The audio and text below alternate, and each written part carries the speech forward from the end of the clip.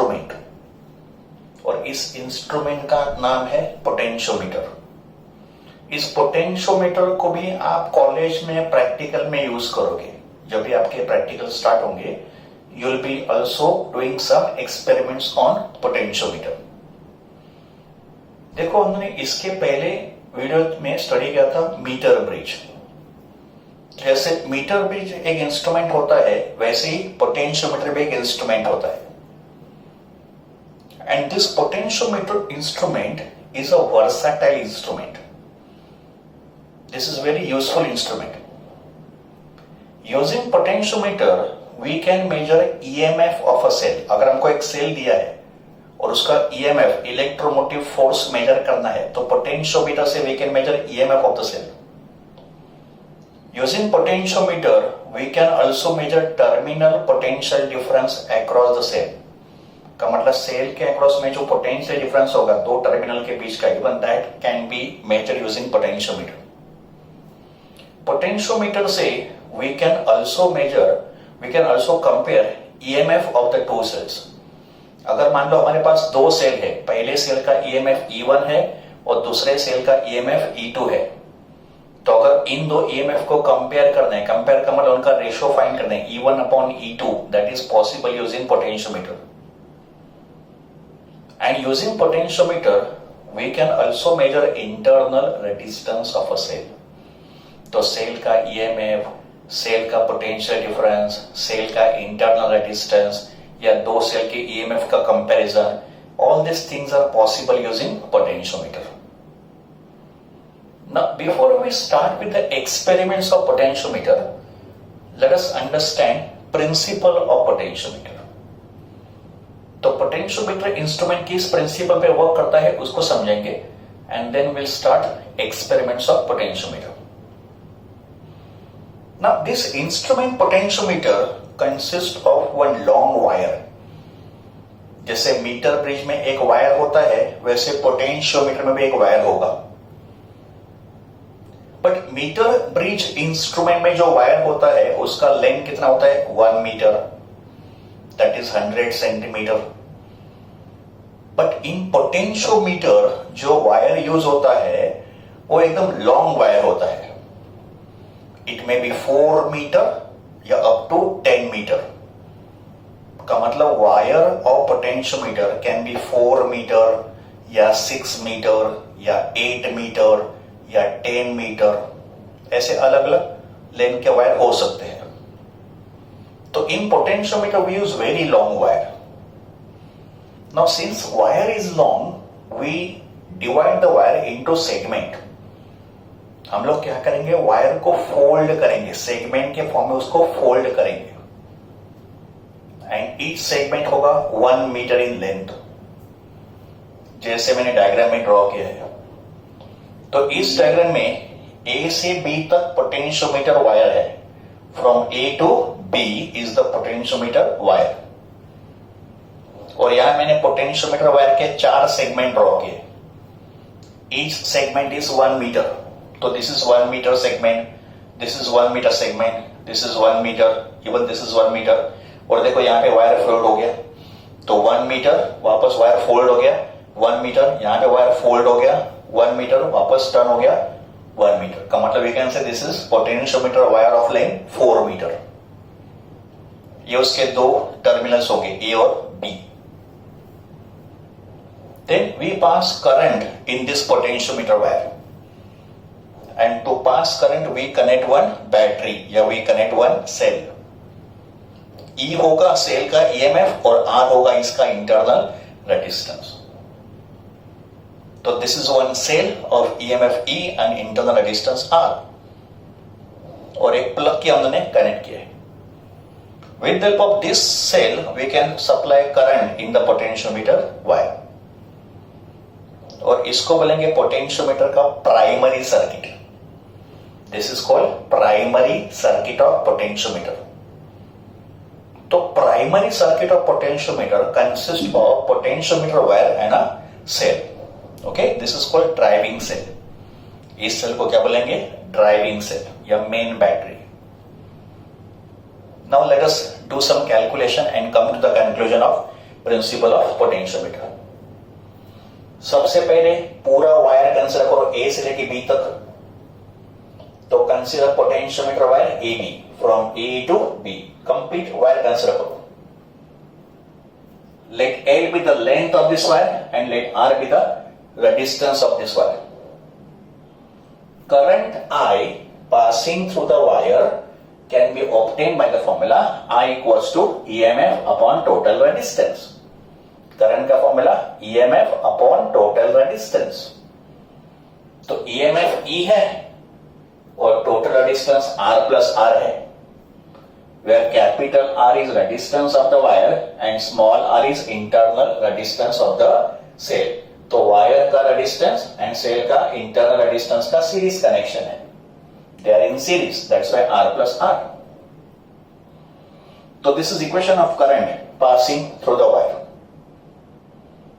Then we calculate potential difference across this wire, and according to Ohm's law, potential difference across the wire, जिसका symbol लिखा VAB, AB का मतलब across wire AB, and according to Ohm's law, V equals to IR, और फिर मैंने I का value substitute किया, I कितना है E upon R plus R and multiply by capital R।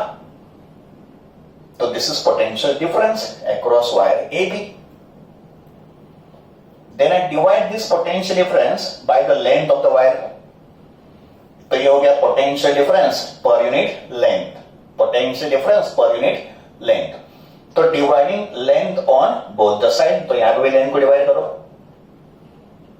अभी देखो यहां पे all the terms on the right hand side are constant।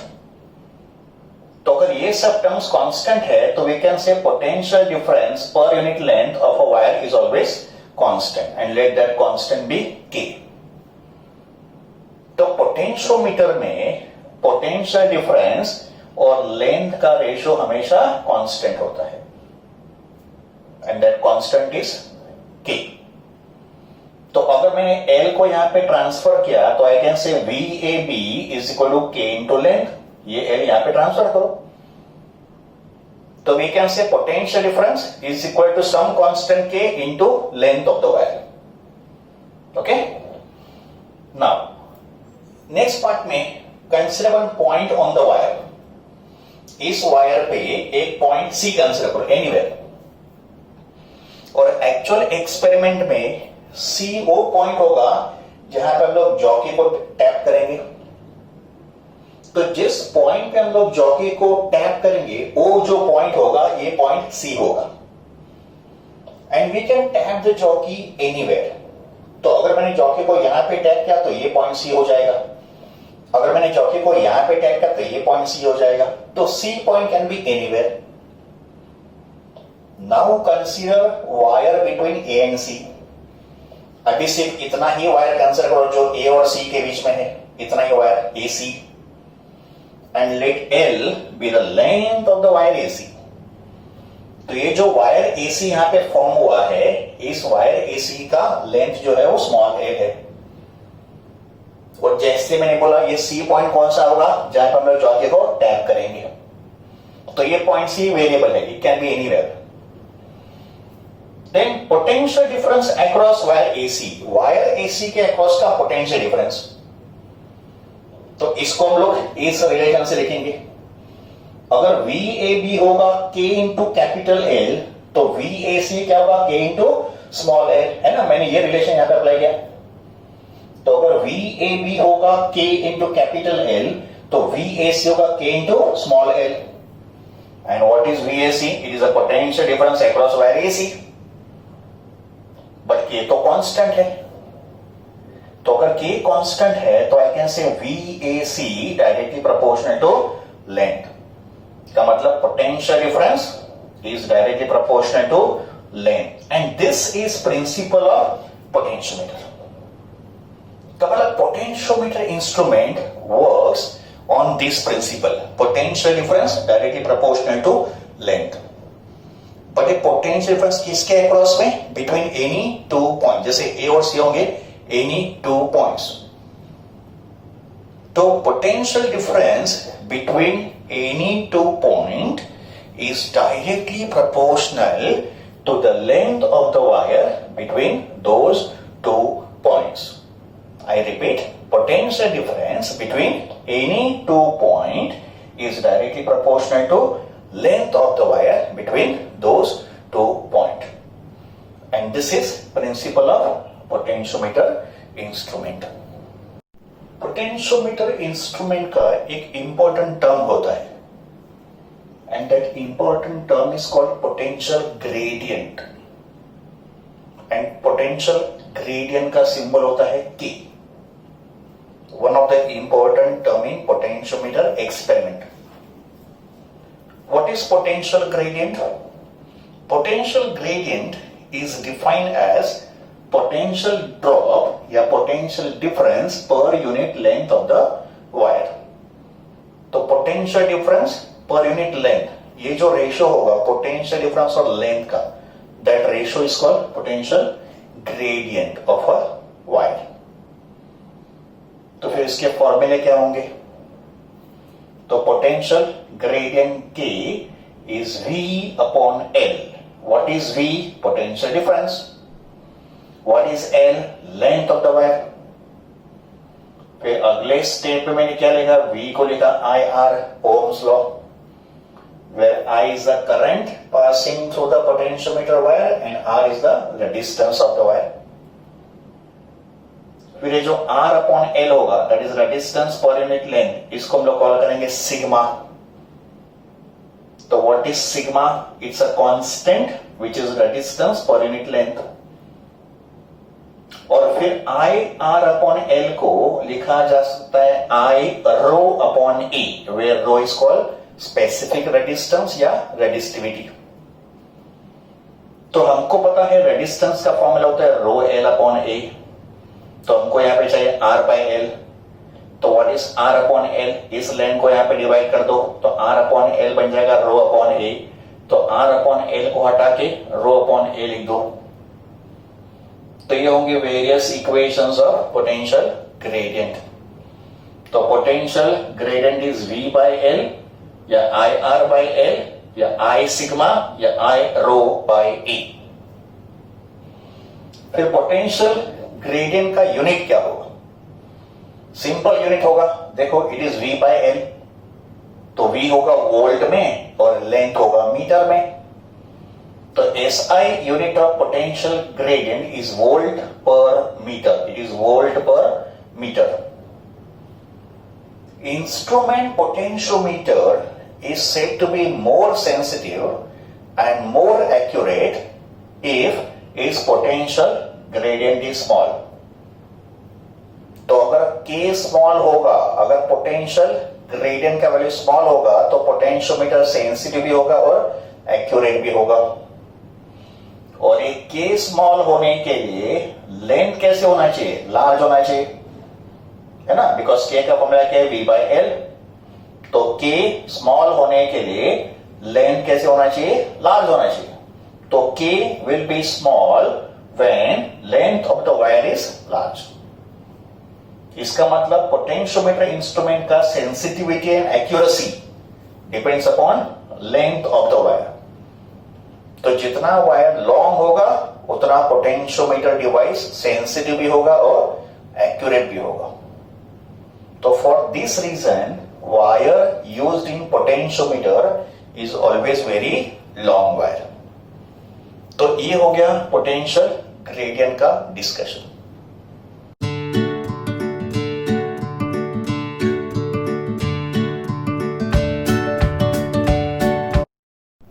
Now we start with the experiments of potentiometer. First experiment is to compare EMF of two cells. और इस method का नाम है individual method. So to compare the EMF of two cell using individual method. हमको दो cell दिए हैं. We have been given two cells of unknown EMF. उनके EMF हमको पता नहीं है. तो let E1 and E2 be the EMF of the two given cells. but दोनों EMF हमारे लिए unknown होंगे. और हमको क्या करना है, उनके ईएमएफ को कंपेयर करना है, का मतलब E1 और E2 का रेशो फाइंड करना है। इट में भी E1 अपॉन E2 और इट में भी E2 अपॉन E1। तो हमको ईएमएफ का रेशो फाइंड करना है, का मतलब उसको कंपेयर करना है। और ये हो गया इस एक्सपेरिमेंट का सर्किट डायग्राम। तो पहले हम लोग सर्किट डायग्राम को अंडरस्टैंड करते हैं and then we start with the procedure. Now in this circuit diagram AB is a potentiometer wire. ये होगा पोटेंशियोमीटर वायर, और एक्चुअल एक्सपेरिमेंट में वायर के बाजू में मीटर स्केल भी फिक्स्ड होगा and this wire is fixed on a rectangular wooden board. In actual instrument, this potentiometer wire is fixed on a rectangular wooden board, और wire के बाजू में एक मीटर स्केल भी फिक्स्ड होगा to measure the length of the wire। तो AB होगा potentiometer wire. ये वायर के दो एंड होंगे। इस वायर में हम लोग एक सेल, प्लग और रियोस्टेट का सीरीज कनेक्शन कनेक्ट करेंगे। This series connection of cell, plug and rheostat will send current in the potentiometer wire। और ये होगा primary circuit. This is primary circuit। In every experiment of potentiometer, primary circuit remains the same। Potentiometer का आप कोई भी experiment देख लो, उसमें primary circuit same ही होता है। का मतलब ये जो पार्ट होगा ये पोटेंशियोमीटर के सब एक्सपेरिमेंट में सेम ही होगा, उसमें कोई चेंज नहीं होगा। और इसको क्या बोलेंगे, primary circuit. And then this part is called secondary circuit. तो अगर ये प्राइमरी सर्किट है तो इसको बोलेंगे सेकेंडरी सर्किट। सेकेंडरी सर्किट में हमने दो सेल को कनेक्ट किया है जिनके ईएमएफ को हमको कंपेयर करना है। तो this is first cell and this is second cell.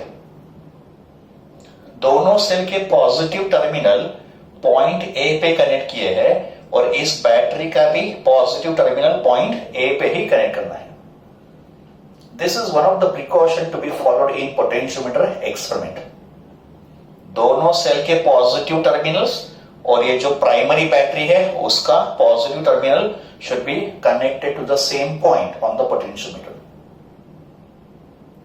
फिर दोनों सेल के निगेटिव टर्मिनल के अक्रॉस में एक एक प्लग की को कनेक्ट करेंगे।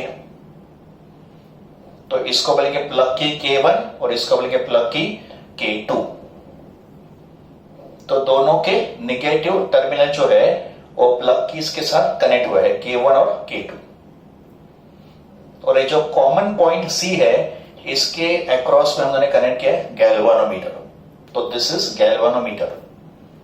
तो one end of galvanometer connected to point C and galvanometer का जो दूसरा एंड होगा it is connected to the jockey. का मतलब ये पूरा एक वायर होगा एंड वायर से हम लोग क्या करेंगे, जॉकी कनेक्ट करेंगे। तो this is experimental arrangement of experiment to compare EMF of two cells. Now we start with the procedure. अभी प्रोसीजर में क्या करना है, हमको एक एक सेल कनेक्ट करना है अल्टरनेटली, इंडिविजुअली, एक साथ नहीं। का मतलब पहले हम लोग फर्स्ट सेल कनेक्ट करेंगे, तभी सेल E2 को सर्किट के बाहर रखेंगे और सेल E1 का हम लोग रीडिंग नोट डाउन करेंगे। जैसे सेल E1 का रीडिंग हो जाएगा फिर सेल E1 को सर्किट के बाहर निकालेंगे और cell E2, second cell E2 को सर्किट में कनेक्ट करेंगे, उसका रीडिंग नोट डाउन करेंगे। तो इन फर्स्ट स्टेप दिस की इज क्लोज्ड और दिस की इज ओपन। का मतलब K1 क्लोज होगा, K1 क्लोज होगा। का मतलब ये प्लग हम लोग यहां पे इंसर्ट करेंगे और इसको रखेंगे ओपन। तो अभी कंडीशन क्या है, K1 क्लोज है, K2 ओपन है। का मतलब यहां पे प्लग हम लोगों ने इंसर्ट नहीं किया। इसका मतलब ये जो फर्स्ट सेल है इसमें करंट पास होगा, है ना, फर्स्ट सेल में करंट पास होगा। बट सिंस यहां पे सर्किट ओपन है तो सेकंड सेल में तो करंट पास ही नहीं होगा। इसका मतलब now cell E1 is connected in the circuit whereas cell E2 is disconnected. का मतलब it is kept away from the circuit. It is not connected in the circuit. ठीक है, तो cell E1 is connected in the circuit. इसके बाद क्या करना है, ये जो जॉकी है इस जॉकी को वायर पे टैप करना है एंड गैल्वानोमीटर का जो पॉइंटर है उसका डिफ्लेक्शन साइमल्टेनियसली ऑब्जर्व करना है. तो tap the jockey on the wire and simultaneously observe deflection in the galvanometer. एक पर्टिकुलर पोजीशन पे जब भी आप जॉकी को टैप करोगे तो गैल्वानोमीटर का जो पॉइंटर होगा वो एग्जैक्टली 0 पे आएगा. इसका मतलब this pointer will come to 0. तो pointer will show 0 deflection. Let that point be J1. इसका मतलब जब भी जॉकी को J1 पॉइंट पे टैप किया था गैल्वानोमीटर ने 0 डिफ्लेक्शन बताया था. तो पॉइंट J1 को क्या बोलेंगे, null point. J1 is called null point because at point J1 galvanometer shows 0 deflection. फिर हम लोग वायर AJ1 का लेंथ मेजर करेंगे. का मतलब ये जो वायर है A से लेके J1 तक इस पूरे वायर का लेंथ मेजर करेंगे with help of scale. Let the length of wire AJ1 be called L1. तो L1 होगा balancing length for sale E1. तो सेल E1 का बैलेंसिंग लेंथ L1 होगा. जब भी हमको नल पॉइंट J1 मिलेगा तो उस स्टेज पे क्या होगा, ये जो सेल का EMF है ये वायर के पोटेंशियल डिफरेंस से बैलेंस होगा. का मतलब at the position of null point cell का EMF is exactly equal to potential difference across wire AJ1. तो EMF of the cell is E1 and potential difference across the wire is V. इसका मतलब null point के stage पे हम लोग क्या बोलेंगे, E1 equals to V. But हमने पोटेंशियोमीटर के प्रिंसिपल में स्टडी किया था कि V का फॉर्मूला होता है K इंटू L, है ना, ये हमने स्टडी किया था in the principal of potentiometer. तो जब भी नल पॉइंट मिला था तभी हमको क्या पता चला कि सेल का जो EMF है ये वायर AJ1 के पोटेंशियल डिफरेंस के बराबर होगा. And that's why there is no current passing to the cell and since there is no current passing to the cell pointer shows 0 deflection. So we say EMF of the cell equals to potential difference across wire AJ1 and that is equal to K into L1 because L1 उसका balancing length है. तो अपना पहला equation क्या हो गया, E1 equals to K L1. तो ये हो गया calculation of first cell. E1 equals to K L1. What is K? K is called potential gradient. अभी जो हमने फर्स्ट सेल के लिए किया है वही हमको सेकंड सेल के लिए रिपीट करना है. तो हम लोग क्या करेंगे, सेल E1 को सर्किट से हटा देंगे और सेल E2 को सर्किट में कनेक्ट कर लेंगे. तो अभी हम लोग क्या करेंगे, K1 को ओपन करेंगे और K2 को क्लोज करेंगे. तो अभी सेकेंड पार्ट में this K1 is kept open and this K2 is close. यहां पे प्लग की इंसर्ट करेंगे. तो अभी क्या है situation, K1 open and K2 closed. इसका मतलब E1 is disconnected and E2 is connected. इसका मतलब अभी जो करंट पास होगा वो E2 में से पास होगा लाइक दिस और E1 में से करंट पास ही नहीं होगा. Again tap the jockey. अभी वापस आप जॉकी को टैप करो and find out the point eight which galvanometer shows 0 deflection. तो इसको बोलेंगे नल पॉइंट. इसको मैंने कॉल किया J2. तो J1 is position of null point for cell E1 and J2 is position of null point for cell E2. Now once we get this null point, what do? We measure the length of wire AJ2. इसका मतलब A से लेके point J2 तक जो wire है ना, इस पूरे वायर का लेंथ मेजर करो and let that length be L2. तो what is L2? It is balancing length for cell E2. ये जो AJ2 होगा जो L2 के बराबर है, ये सेल E2 का बैलेंसिंग लेंथ हो गया। इसका मतलब सेल E2 L2 लेंथ पे बैलेंस हो गया। वापस नल पॉइंट पे क्या होगा, इस सेल का EMF इस वायर के पोटेंशियल डिफरेंस के बराबर होगा। तो what do we say, EMF of the second cell equals to potential difference across wire AJ2 and potential difference across the wire is K into L होता है, पर यहां पे लेंथ है L2। तो सेकंड सेल का फॉर्मूला क्या होगा, E2 equals to K L2। तो इसको बोलेंगे इक्वेशन नंबर 2। तो equation 1 is for the first cell and equation 2 is for the second cell. तो हमने क्या किया, पहले फर्स्ट सेल को कनेक्ट किया और उसका नल पॉइंट फाइंड किया, फिर उसका बैलेंसिंग लेंथ को कॉल किया L1।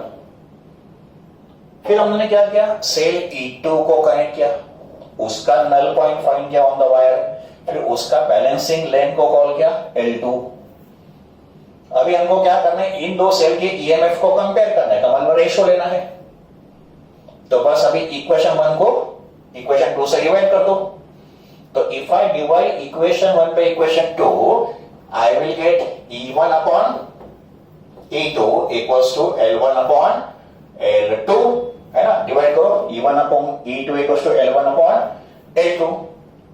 तो अगर हमने balancing length L1 L2 major किया है, तो L1 L2 को अगर मैंने यहां पे सब्स्टिट्यूट कर दिया तो मुझे दो सेल के EMF का रेशियो मिल जाएगा।